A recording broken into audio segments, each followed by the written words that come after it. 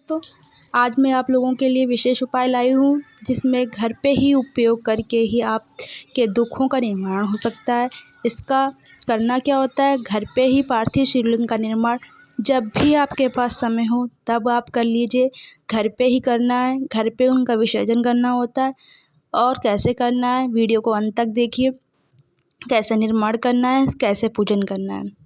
पार्थिव शिवलिंग का निर्माण करने से पहले हमें जो मिट्टी लानी होती है वो कहीं से भी नहीं लाना होता, जहाँ की शुद्ध साफ मिट्टी हो, नहीं तो गमले की मिट्टी आप ले आइए और उसी से ही मिट्टी के जो गमले क्यारा होता है उसी से मिट्टी ले आएँ और एक दिन पहले ही मिट्टी को ले आएँ। और जब भी प्रभात में आपको निर्माण करना है तो उसको एक दिन पहले लाकर गंगा जल से छींटे आदि लग के मिट्टी को गला लेते हैं। फिर दूसरे दिन शिवलिंग की जब भी पूजन करें तो उसमें दूध या गंगा जल या गाय का घी कुछ भी डाल के उनका निर्माण करें। फिर उसके बाद शिवलिंग का निर्माण करने से पहले नीचे आपको एक आखा मिल जाए तो आखा रख लीजिए या बेलपत्र रख के ही शिवलिंग उसमें बनानी होती है। और जब बेलपत्र रखते हैं तो आपको शिवलिंग की डंडी उत्तर साइड, जो बेलपत्र की डंडी होती है उसको उत्तर साइड रखिएगा और फिर शिवलिंग का निर्माण करें। बाबा का निर्माण करके फिर उनका अपना पूजन करें।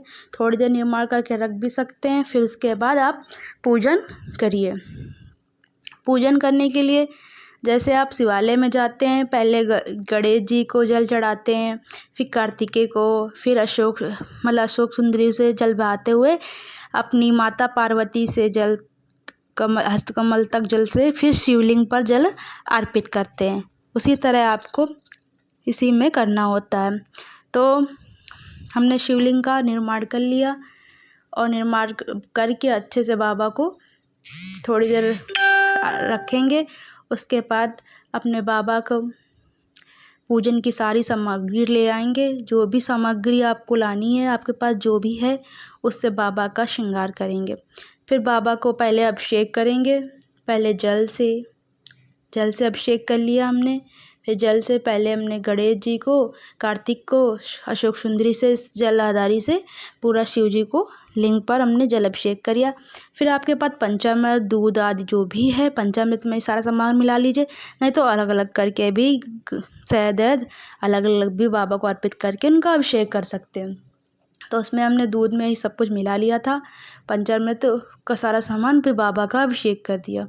फिर उसके बाद जल से 3 बार अभिषेक करना है हमको। उसी तरह अभिषेक कर लेंगे। बाबा का अभिषेक करके बाबा को चंदन आदि जो भी हो, चंदन, रोली, बस में बाबा का अर्पित करेंगे।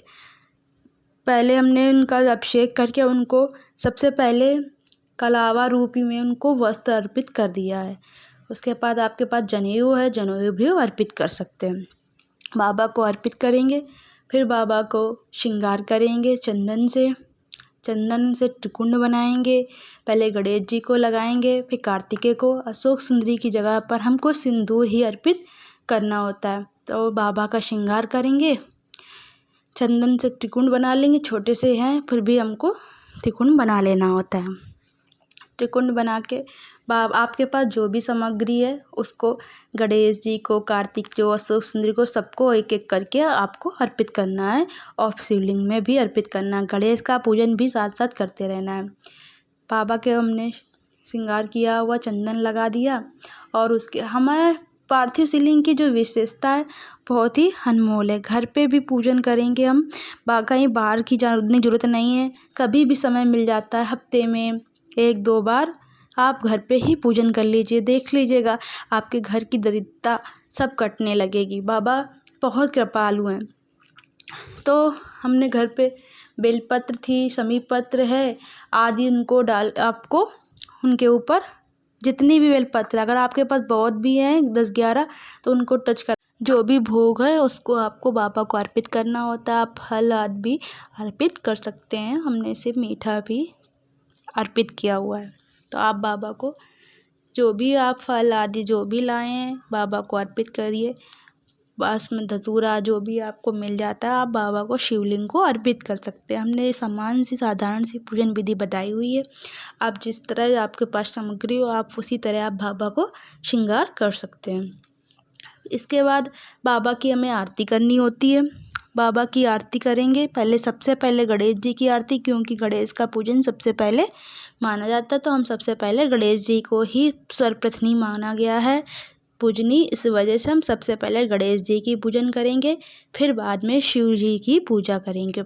वहीं पे पूजन करके अपनी आरती को अछवा के बाबा को धूप देंगे, और वहीं पे आरती जब ठंडा हो जाएगी तो वहीं पूजन करके अपनी वहीं पे बैठ के बाबा से 2-3 मिनट कामना करनी है, अपने दिल की बात कहनी है। जो भी आपके कष्ट है, जो भी है, बाबा हरेंगे।